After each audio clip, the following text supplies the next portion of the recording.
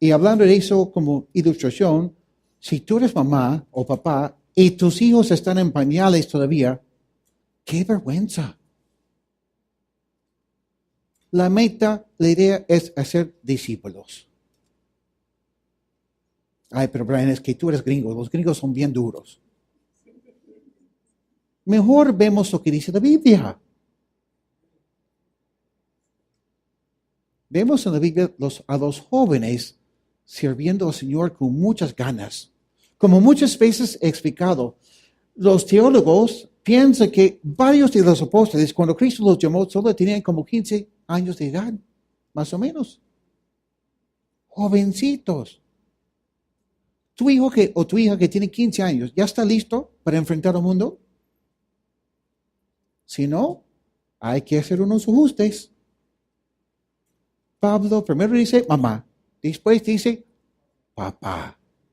Y el papá a veces es el que... Y ojo, si tú eres casada, mujer, mamá, y tú tienes conflictos a veces con tu esposo porque para ti te parece que él es bien duro, es que Dios lo ha hecho así. Y tú tienes que respetar eso. Y si tú piensas que tu esposo es bien duro, ¿qué es lo que tienes que hacer? Orar. Señor, ayúdale.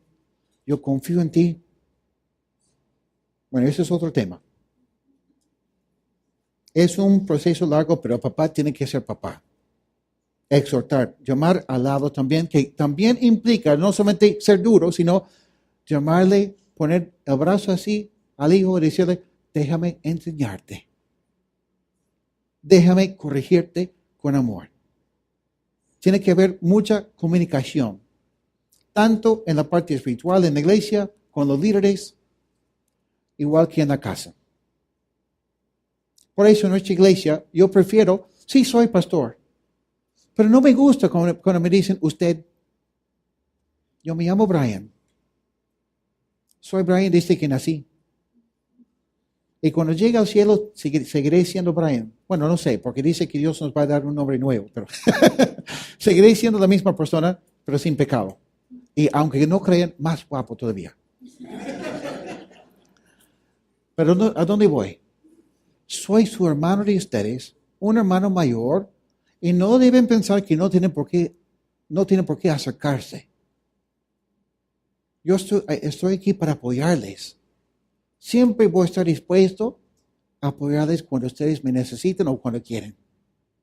No solo yo, sino Pastor Alejandro, los otros líderes, y Jimmy, que está en la selva, pero va a volver pronto también. ¿Ok? Bueno. En el versículo, bueno, primero voy a decir eso, ¿ya? Amar a todos, como vemos en la vida de Pablo, no significa tratar a todos por igual. Cada uno es distinto y una buena mamá y un buen padre entiende eso. Algunos necesitan una cosa, otros necesitan otra. Y hay que entender eso. Entonces, eso es muy importante porque, ojo, los problemas no cambian. Sí, estoy aquí esperando porque estoy con problemas, estoy esperando un cambio. Hermanos, los problemas casi nunca cambian. Lo que cambian son las personas. Lo que cambia es esa persona. Tú tienes que cambiar. Yo tengo que cambiar. Vamos a cambiar juntos, ¿no? Y crecer juntos en la fe.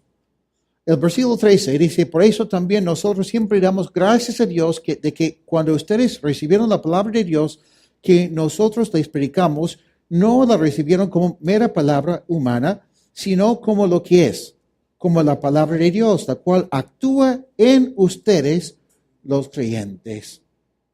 Hermanos, podemos confiar en la palabra de Dios.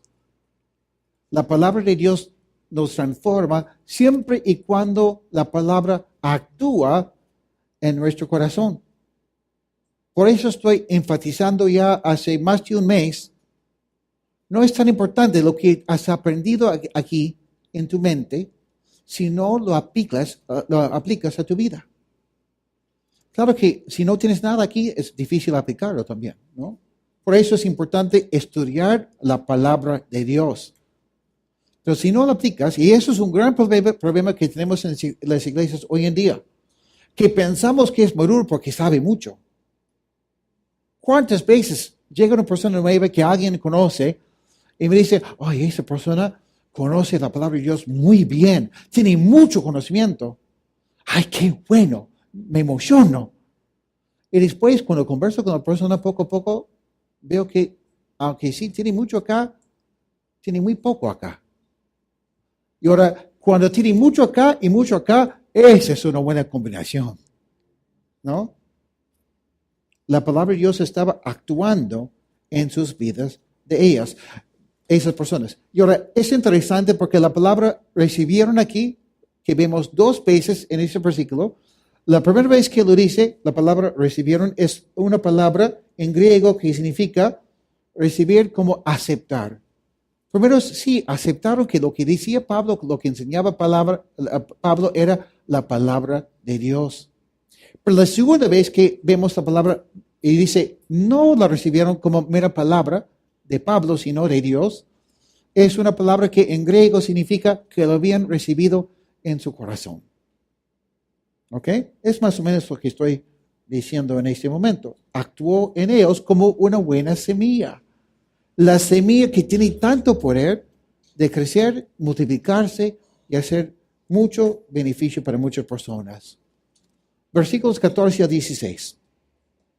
Porque ustedes, hermanos, llegaron a ser imitadores de las iglesias de Dios en Cristo Jesús que están en Judea, ya que de parte de sus compatriotas sufrieron las mismas cosas que ellas padecieron de los judíos, los cuales mataron al Señor Jesús y a sus propios profetas, y a nosotros nos expulsaron. Ellos no agradan a Dios, se oponen a todo mundo, y a nosotros nos impiden predicar a los no judíos para que se salven. Con esto llegan al colmo de sus pecados y se hacen acreedores a la ira más extrema. Hermanos, si queremos vivir la vida cristiana como debe ser, por favor, que no seamos tan religiosos. Y ahora, yo sé que hay beneficio cuando estudiamos la historia de la iglesia. En mi caso, yo he estudiado la historia de la iglesia desde el libro de Hechos hasta el día de hoy. Es muy lindo ver lo que Dios ha hecho. Pero si yo me pongo a imitar lo que la iglesia hacía en el siglo XV, o XVI, o XII, o algo así, me equivoco.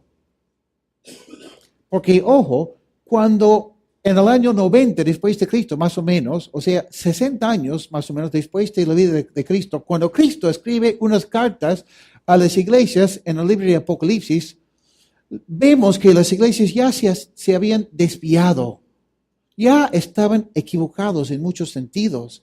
Entonces, tengamos cuidado con lo que es las costumbres de las iglesias o la historia de la iglesia cuando no está de acuerdo con lo que vemos en la palabra de Dios. Por eso es muy importante estudiar el libro de Hechos, ver cómo Dios actuaba en el libro de Hechos, ver cómo Cristo ministraba a la iglesia también en los evangelios, o ministraba a la gente, ¿no? Ver cómo Pablo y los demás enseñaban en las epístolas y ver cómo Dios ha obrado a través de la historia desde Génesis hasta Apocalipsis. ¿Ok? Porque ahí vamos a ver cómo debemos de actuar y vivir como cristianos. Sí, claro que a veces uso ejemplos de la iglesia moderna también, cosas que nuestros antepasados han hecho. Pero siempre cuando yo veo que es conforme a lo que dice la palabra del Señor. Eso es muy importante porque la gente religiosa es la misma gente que perseguía a los cristianos y colocó a Cristo en la cruz. Tanto así que los judíos no solamente no querían a Cristo, no querían que Pablo predicara a los gentiles. Y muchas veces terminamos mal si no recordamos la sencillez que hay en la Biblia, la palabra del Señor. Versículos 17 a 20. Pero nosotros, hermanos, aunque estuvimos separados de ustedes por algún tiempo, físicamente, pero no en el corazón, hicimos todo lo posible para ir a verlos, Por lo tanto, quisimos ir a verlos y yo mismo lo intenté varias veces, pero Satanás nos lo impidió. Porque ¿cuál es nuestra esperanza o gozo delante de nuestro Señor Jesucristo? ¿De qué corona puedo vanagloriarme cuando Él venga, sino de ustedes? Porque son ustedes el motivo de nuestro orgullo y de nuestro gozo. Hay mucho aquí, pero yo les he prometido que más o menos vamos a enseñar o estudiar un capítulo por domingo.